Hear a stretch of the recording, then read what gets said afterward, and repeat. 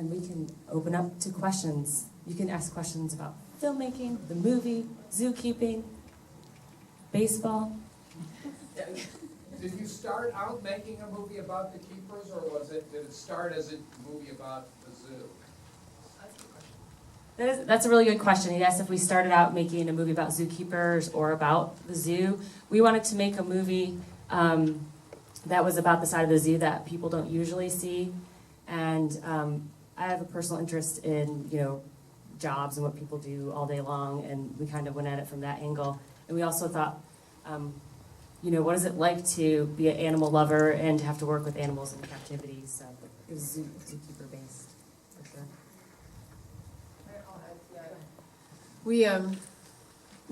Sara Kaye came to me about like 3.5 years ago, maybe, I don't know. We've been working on this film for about 3 years, and it was initially like, let's make a film about the zoo. How are we going to do that? And so when we came around to the angle of following the zookeepers, it was purely like, people go to the zoo for the animals. Who are the people that work the closest with the animals? Who are the people that have the relationships with the animals? Who do all of the things behind the exhibits that people don't normally see? And of course, we were fascinated by their personal stories, and really made a major effort to just follow the keepers. We were very lucky in that the CEO of the Memphis Zoo, who essentially we had to negotiate some pretty significant permissions to go and do this work, and he was a zookeeper. He started out as a zookeeper. As a matter of fact, Carolyn worked with him back when he was a zookeeper, and now he's the CEO. But I think the reason that they let us do this, and they let us essentially break all of their media policy roles by taking cameras behind the scenes, this is not something that a typical zoo would let you do. They don't allow cameras behind the scenes. And they let us do it because we had this angle where we wanted to focus on the work and the personalities and the people who are doing the work. So. Yes. Were there any crazy incidences that you left out of the film? Oh, we put all the crazy stuff in the film. Scary stuff that y'all. I'm gonna let. I'm actually Sara Hassenstein we were talking about this on the way up here, so I'm gonna let her answer it because there's a lot of stuff that got left out. Well, just the idea that there's so much stuff that we. Yeah, because I mean, we were filming for what, a year, Yeah. full year. So I mean, that's what, Year and a half, yeah. how many minutes was this? 70. Not a lot. Yeah, so there was a lot of stuff that happened. I mean, they got to film the whole egg incubation with the Komodos and the hatching, and I mean, it was just a long time period, and lots of stuff happened that we would love to see, but you just can't fit it all in. I remember Lauren told me that a couple times, like people we'd find out later, Lauren told me that was the other herpetarian keeper that she got bit while we were filming. Oh, sorry. I'm not gonna let them just talk. We had Lauren, who you saw, who was pregnant, and the other herpetarian keeper confessed to me that while we were filming, she actually got bit by one of the snakes, but she was that cool that she was just like, hey, oh goodness, it doesn't matter, you know. But I mean, I thought when the Komodos got out, that was kind of crazy. Yeah. I should, as a disclaimer, even though we are not affiliated with the Memphis Zoo, that really is a top-notch zoo, and they run a pretty tight ship. So, we didn't have to go, catch any tigers or anything that got out. Did you specifically work with the Memphis Zoo because of the CEO allowing you to, or why did you pick Memphis? We're Memphians, and it really is a gorgeous zoo, so. I don't think that any other zoo in the country would have allowed a couple of independent filmmakers from Memphis to come in and I mean, not because we're from Memphis or because we're but because we're independent filmmakers. I really don't think any other zoo would allow this kind of a film to be made. We had an amazing agreement with them where basically it said you can do whatever you want as long as you're following the keepers, and as long as it's in the context of their work, we'll let you keep it in there. And they did have kind of a right of refusal, like if they saw it and said, oh, well, it was based on like if somebody was doing something incredibly erroneously wrong and they were gonna lose their accreditation because one of their zookeepers messed up. Well, all of their zookeepers were super professionals and nobody did anything wrong. But we were pretty amazed. I mean, they saw the film. They saw a couple of versions of the film. They saw like a very, very long director's cut that was like 2.5 hours long. And they never had any complaints about anything specific in the film, even though there's a lot of stuff in this film that, was about people who were basically complaining about their bosses. And they let us keep it. I think the one thing that after the main screening got brought up was the one keeper who very specifically stated the amount of money that she made, which, I mean, all of you who have ever worked a job in your life know that that's kind of across the board against the human resources policy to discuss your wage. But they were like, they understood how it was relevant to the film. When Sara, Kaye, and I started doing this work, it was like we knew all of the keepers didn't make very much money, and as filmmakers, we can totally relate. And so, but we didn't really know what, oh man, it's not very much money. We didn't know what that was.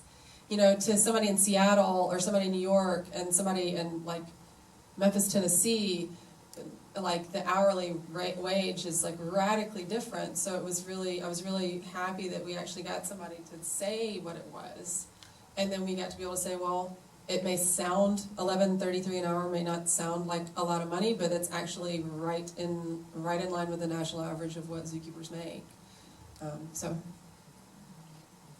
Yes. I was just curious that the footage of Kofi was after you guys had already wrapped up the filming, or was that part of the time that you were there when Kofi was able to be out of the footage of Kofi, Jason's footage when he was out in the yard. That was that was toward the end of filming, but we were still filming at that time. We just were not there that day. That's the other thing about being an independent documentary crew is you can't be there every day. We needed beepers. We just missed it. We missed it that day. Unfortunately, Jason got it. I was trying to deductively reason, but I never figured out why Kofi couldn't get out while, because I thought the whole time that he wouldn't go out a door to the outside, but that wasn't it. It was just that you were waiting for him to go to the trailer. So why, when you were waiting on the national ruling about transporting drugs, why couldn't he go out to the yard then? I'll let Carolyn or Jason, do you want to answer? To explain a little bit? I think, yeah. There are two males. You cannot put the two males together because they will fight. As I said, so if they bought the barn, we have limited space in the barn. Only 4 stalls in the barn. And we had 8, 9. We had 8 at the time. It's changed. We're down to 7 now. But shuffling everybody around is just kind of risky. So basically, they wanted him to be acclimated, and they didn't know when we thought he was going. The first time they came and tried, it's like, he's gonna be here in a week and a half. And I was like, oh my gosh, we're not ready or anything like that. So we didn't know if he was gonna be showing up next week, the week after. And they just didn't want to take a chance of having him mixed in with his daddy, because that would be a fight, and he was the one who would lose. Carolyn, do you and Jason want to talk about how you were able to accommodate him being outside? And I mean, we actually filmed a lot about how they were actually finally able to get Kofi outside and how that worked, and it required splitting up the herd into 2 different herds. So do y'all want to talk a little bit about that? Because it was a lot of work for the keepers. Basically, what led to it is they built a feeding deck, and they put gates between that feeding deck in the back and the front. It was like 2 exhibits. So we could split it. We still had to do some shuffling because the boys could still fight over the gate. So one of them would have to stay in the barn, and we just alternated days, and we finally did like a round robin and have one boy here one day and then moving around the next, and it was just round robin. It was a lot of extra work and a lot of extra time, but it was well worth it, and he did get to go out finally. Do we have any other questions? Yeah, way in the back. Wondering to the keepers about, I know that you all seem really confident and good at what you're doing, but the animals are so powerful. Is there ever time that you feel afraid of something that the animals are doing? And do you feel like the animals pick up on that? If you ever feel it? I know. Well, could everybody hear that? 'Cause she's way up at the top. She asked if anybody was ever, I mean, we can hear you down here, so I'm hoping it carried. She asked if any of the keepers were ever kind of afraid of the animals. I mean, you were venomous snakes. So I've been a reptile keeper now for 8 years, and they don't really respond. Our Komodo dragons know us well enough that they don't. We're never in with them. We're never in a situation where we would be in danger. So there is no fear. As long as you're following the rules, you are never in danger. Before this, I worked with big cats and bears, and there are definitely individuals that take advantage of you if you're nervous or doing something wrong or in a weakened mental state, and they will treat you differently each day depending on, or if you're sick, like they can sense weaknesses, but at the same time, the way zoos are set up, at least in a zoo like the Memphis Zoo, as long as you're following the rules, you're never in direct contact with that animal. So unless you screw up, there's no reason you're going to be in danger. I know primate keepers, great ape keepers have said, all it takes is one little mistake. You have your finger in the wrong area, and they'll take advantage of that and slam your finger in a door. So you always have to be aware of what you're doing every second of the day, but as long as you're following the rules, you're okay. Does that answer? Yeah, I guess I was also just interested in what you all could say in general about the animals picking up on your feeling or mood or illness or something like that. Just out of curiosity. Yeah, I don't have a lot of that in the reptile area. Mammal keepers are usually more sensitive to that. Buddy huggers.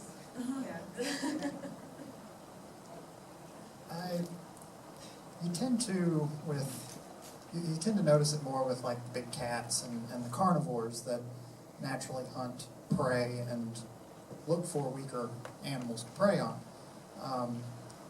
For instance, I've worked with jaguars that would pounce at the mesh, much like the tigers were doing to Fred. And every time you would react, it would just fuel them to, they were like, okay, you're scared. So they would pounce every day until you stopped reacting. And once you stopped reacting, they were bored. It was no longer fun for them, so they just stopped. And a lot of the animals will pick up on that, pick up on your nervousness, and so you just, after a while, you get kind of used to it. So, and they get used to you, so they just kind of stop messing with you. I guess that's a good way to put it. I was just wondering what this process was like for you guys to have the cameras follow you around for such a long time, and what the whole process of being in a film, being in a movie is like for you. How's it been? Terrifying. I think most of us that were in the movie didn't necessarily want to be. We filled out questionnaires at the beginning, and not that we didn't want to be, but the people that were really gung-ho, oh, it'd be so cool to be in a movie, weren't the ones I picked. We were the ones that were kind of, if I have to, I suppose. So it was definitely nerve-wracking. They actually weren't there that many days for filming with us in total. So it was in little groups, and you just kind of dealt with it that day and then forgot about it until the next time.